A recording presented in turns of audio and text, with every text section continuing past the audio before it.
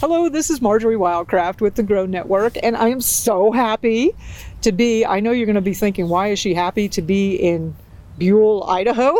like, have you ever heard of Buell, Idaho? But I'm here with Dr. Patrick Jones, and my daughter and I are getting to spend a couple of nights at his home and hang out with him at his clinic. He's a veterinarian, a naturopath, and an herbalist, and treats man and beast. And an extraordinary veterinarian. He's a holistic veterinarian, and he uses a lot of herbs in his practice, a good mixture of everything, though. And I wanted to talk to you about herbs. So, you know, we have the 8 preparations that the Grow Network has defined for people who want to become home medicine makers. You get fresh and teas and infusions and tinctures and salves and all the different ways that you can use these herbs. I was going to ask you, what's your favorite method for what's your favorite preparation? For taking herbs. Yeah, for taking herbs. Well, I'll tell you what I usually do is and which one do you think is the most effective? Yeah. So that's a great question, and the answer is, as it often is, it depends, right? Oh, one of those answers. One of those answers. This means there's going to be more to come. Buckle up, yeah. Buckle up. You know, honestly, it doesn't matter very much how we get the herbs into our body. Mm-hmm. You know, just like it doesn't matter. I mean, you could have come here in an airplane to Buell, Idaho, or in a car, a helicopter, or ridden on a camel, or whatever. But you got here, and you're here, and now we're doing our thing. Yeah. You know, and the same with the herbs. If we can get them into our bodies, they'll do what they're supposed to do. Sometimes there are advantages to a tincture. You know, a tincture absorbs very quickly, so they're great for crisis herbs like cayenne for shock, or yarrow for bleeding, or lobelia for asthma. It's no fun to make up a cup of tea when you're having an asthma attack. Right. You want something right now. Squirt it in there and go. Yeah, you want it right now. Yeah. And lotions are obviously nicer than rubbing a root on your skin. You know, I mean, there's reasons we do these things, but most of the reasons are aesthetic and palatability and things like that. Deliverability. Yeah. They're just vehicles. But the plant's the medicine. You know, Yeah. and never forget. And I always tell my students when we're in class, I don't want to hear any of you people when the apocalypse comes saying, if I just had my dandelion tincture, everything would have been okay, right? Yank them out of the ground and eat them, right? That's the medicine. And when I take herbs... when the apocalypse comes. Yeah. He didn't say if. Is that scheduled? Do we have the date on that?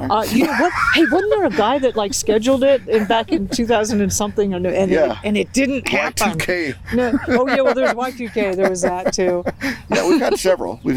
Yeah. We keep missing it. Yeah. But anyway, and I have no idea what we're talking about. But I guess what I do mostly when I take herbs, the herb is the herb's the medicine. It's the plant that's the medicine. I go into the herb room.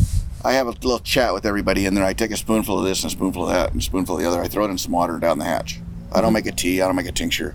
You know, not everybody can do that because that's sort of a texture issue for some people, choking that stuff down. But that's how I do it a lot of times.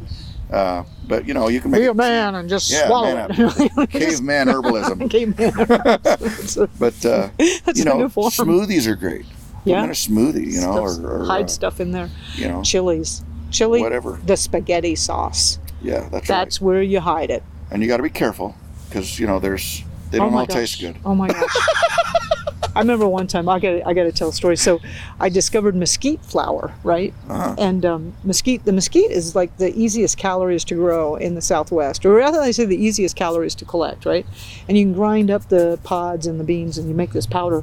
And it's super nutritious. It's kind of overly sweet, and it also has a lot of protein in it if you get the seeds. And so I started sneaking it into the pancakes for the family, which I actually don't really eat pancakes, but they do. So I started sneaking it in there. And I found at 25% mesquite to wheat, that's when the family was like, Mama, you cannot make pancakes anymore, ever again. No. And you know what? I was quite glad about that because I don't really eat pancakes. So I was like, leave that, dude. And then the liver, I was sneaking liver into the chili, right? And then, there's a certain threshold. You put too much liver in there, and then they're like, they're on to you. Mama, you put liver in the chili again, didn't you? Yeah, that's right. But I can sneak in the kelp and the seaweed and the other nutritive stuff. Oh, there you go. Get in there, they don't notice it. Yeah, I don't know if I could get kelp into my kids. That would be a... you gotta hide it in there. Put a lot of other garlic on it and kind of cover that up. But yeah. So the plant is the medicine. plant And is the So medicine. it doesn't matter whether it's in pill form or tinctures or powder or It doesn't matter. salves or that's the thing. Not a lick. Eat them up. They're and in fact, the raw whole plant in most cases is the very best source of those phytochemicals. Anything else we do to it, we're doing something to it. We're degrading it. We're to some altering it. extent. We're degrading it. So Yeah. if you can use them, in a more organic, close to the dirt way, boy, that's the way to do it. Awesome. This is Marjorie Wildcraft with Dr. Patrick Jones, and we will catch you later.